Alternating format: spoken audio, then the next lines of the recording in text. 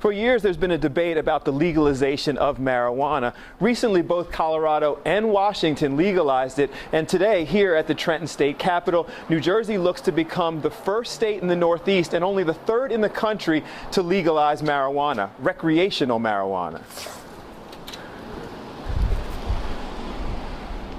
The United States spends over $3 billion annually prosecuting marijuana cases, and New Jersey is in the top 10 in the country in possession arrests. On the flip side, places like Colorado and Washington both have seen millions of dollars in monthly revenue generation since they legalized marijuana. That made Senator Scutari think the time may have come to legalize it in New Jersey. Legalizing marijuana would allow law enforcement, many of which are contending with limited resources and shrinking manpower, to save millions of dollars each year and to rededicate their efforts to areas where they're most needed. This bill that was introduced today would allow for the growth, possession, and in some circumstances, the sale of marijuana. The senator said that it also would be treated very similarly to alcohol. You would have the same restrictions, you would have taxation, and he said you would save the state millions and millions of dollars in possession prosecutions.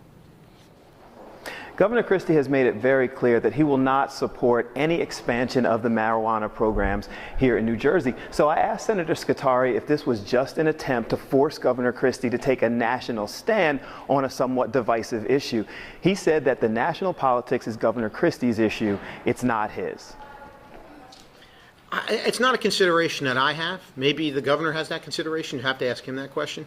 My only consideration is doing what I think is best for my constituents and for people in the state of New Jersey, and that's this kind of bill.